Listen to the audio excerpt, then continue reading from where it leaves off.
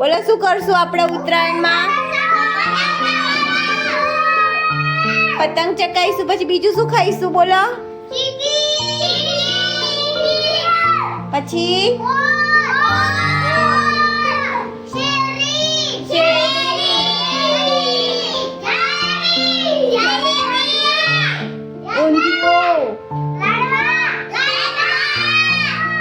ઊંધિયું જલેબી ખાવાનું ને? હા. અને પછી પતંગ ચગાવતી વખતે શું ધ્યાન રાખવાનું? શું?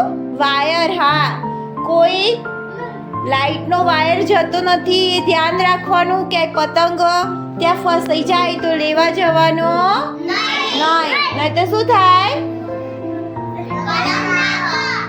કરંટ આવી જાય જો લેવા જઈએ ને આપણે તો. પછી બીજું શું ધ્યાન રાખીશું? પતંગ ચગાવતી વખતે આંગળી ના કપાઈ જાય, બરોબર?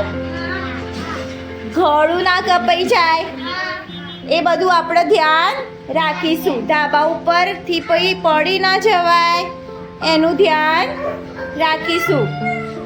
અને કોઈ મોટું હોય ને તો જ આપણે ધાબા ઉપર પતંગ ચગાવવા જવાનું, બરોબર? પછી બીજું શું ધ્યાન રાખીશું? ચાઇના દોરીનો ઉપયોગ કરવાનો નહીં, કારણ કે ચાઇના દોરીથી શું થાય છે?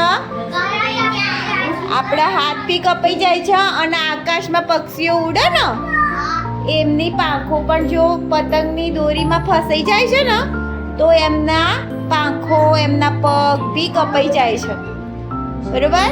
એટલા ચાઇના દોરીનો ઉપયોગ કરવાનો નહીં, બરોબર?